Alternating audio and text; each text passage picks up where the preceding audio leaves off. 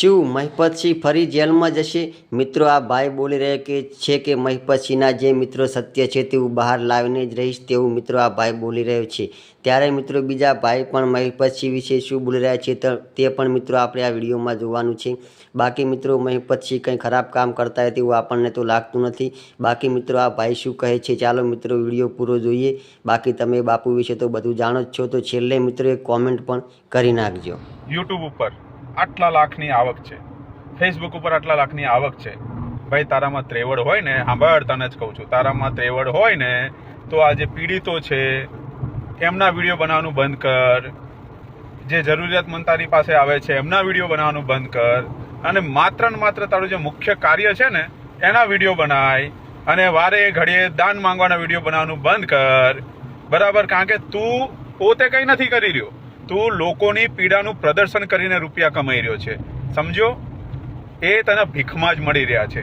સાંભળી લે, લોકોની પીડાનું તું પ્રદર્શન કરે છે. શું જરૂર છે તારા ત્યાં કોઈ દાદીબા આયા, તારા કરતા 500 સંસ્થાઓ બીજી ચાલે છે. મેં આવું ક્યાંય જોયું નથી કે કોઈ દાદી આયા તો આવો બા તમે ક્યાંથી આવ્યો છો, કેમ તમારા દીકરાએ તમને કાઢી મૂક્યા. આ બધું શું છે? તું સંસ્થા ચલાવે છે ને ભાઈ, તો સંસ્થા ચલાય ને, કારણ કે તે કમાવાના ધંધા આદર્યા છે. સાંભળ્યો? અને હજુ તો તારું ધીરે ધીરે લાવીશ યાર, બહુ ધીરે ધીરે. બાકી આવશે તો બધું બહાર. પબ્લિકને જાગૃત તો કરવી પડશે ને કે એક ગુનેગાર આવો પણ, કેવો પણ, આવો પણ ગુનેગાર તો તું પણ છે. આરોપ તો તારી ઉપર પણ લાગેલા છે. તો મને જો આરોપ લાગ્યો હોય ગુનેગાર કહી શકતો હોય તો હું તને પણ ગુનેગાર કહી શકું છું. આરોપ લાગેલા છે, સિદ્ધ નથી થયેલા. મારી ઉપર જ્યાં સુધી આરોપ સિદ્ધ ના થાય ત્યાં સુધી જો તું મને ગુનેગાર કહેતો હોય ભાઈ, તો તું તો મારા કરતા મોટો ગુનેગાર છે. સમજી ગયો વાતમાં કે ના સમજ્યો? હર હર મહાદેવ, હર હર મહાદેવ, ઓમ નમઃ શિવાય, જય શ્રી રામ. એક વાત મને પણ થોડી યાદ આવી. જે રીતે મહિપતે કહ્યું કે ગુજરાત પોલીસ મારા વિશે, મને શોધવા વિશે, તો ગુજરાત પોલીસે આ બાબતનું પણ સંજ્ઞાન લેવું જોઈએ કે મહિપતસિંહનો દીકરો જાહેરમાં એવું કહે છે કે મારા જેવા 8 થી 10 જણાનો બાપ બેટા રોજ નાસ્તો કરે છે. મારા જેવા 8 થી 10 જણાનો નાસ્તો કરે છે એનો મતલબ શું?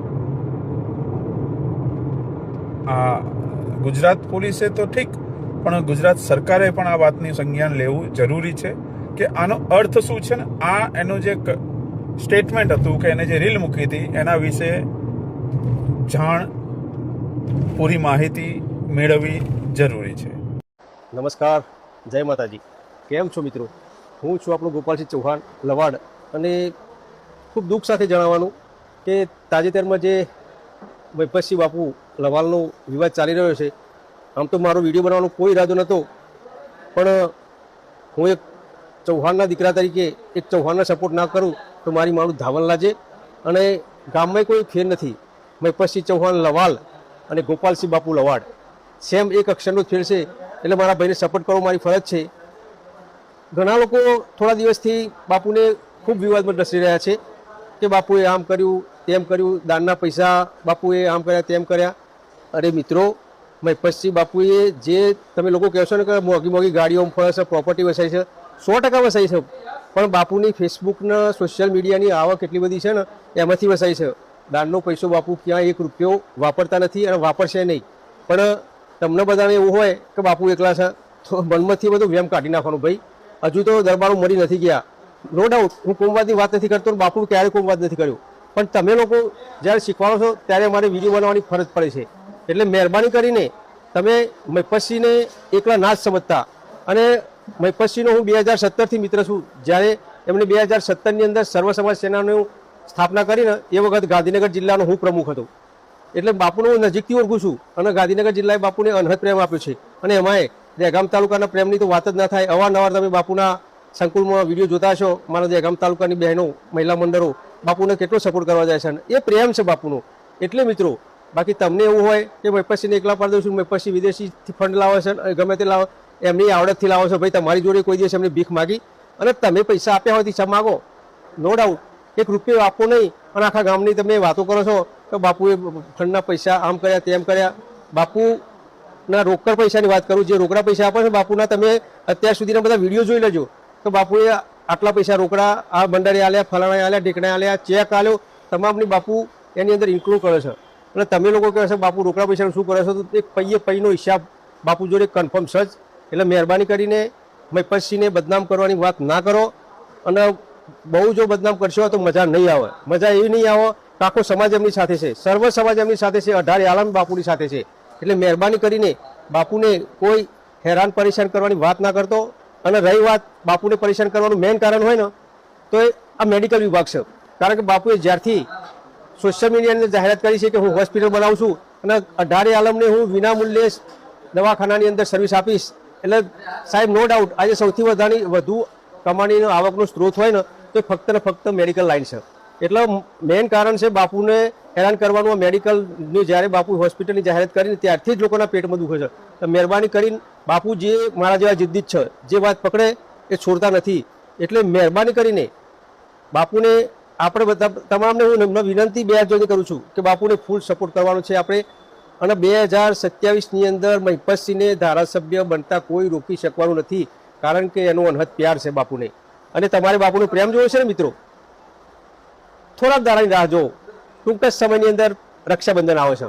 અને બાપુ હું આપણે 2 હાથ જોડીને વિનંતી કરું છું, એ દિવસે તમારા હાથે જેટલી રાખડીઓ બંધાય, મને ખબર છે તમારા હાથ ટૂંકા પડવાના છે, બંને હાથે રાખડીઓ બાંધશો ને તો એ ટૂંકા પડશે. અને એ દિવસ તમને હું 2 હાથ જોડીને વિનંતી કરું છું કે સોશિયલ મીડિયાની અંદર તમારા 2 હાથ પર જેટલી રાખડીઓ છે ને, જેટલી બેન દીકરીઓ માઓ તમને પ્રેમ કરે છે ને, એ રાખડીઓને સોશિયલ મીડિયા પર શેર કરજો.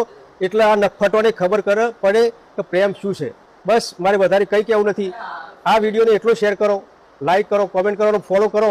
બાપુ સુધી તો 1 મિનિટમાં પહોંચી જવાનું છે. બાપુ મારા એકદમ ક્લોઝ નજીકના ભાઈબંધ છે, પણ દેશ વિદેશમાં વસતા લોકોને પણ આ વિડીયોથી ખબર પડે કે ના, બાપુ જેવા વ્યક્તિ ગુજરાતની અંદર, ખેડા જિલ્લાની અંદર લવાલ, વસો તાલુકાની અંદર લવાલ ગામે આટલું મોટું સામ્રાજ્ય ઊભું કર્યું ને, એ જ લોકોને પેટમાં દુખે છે.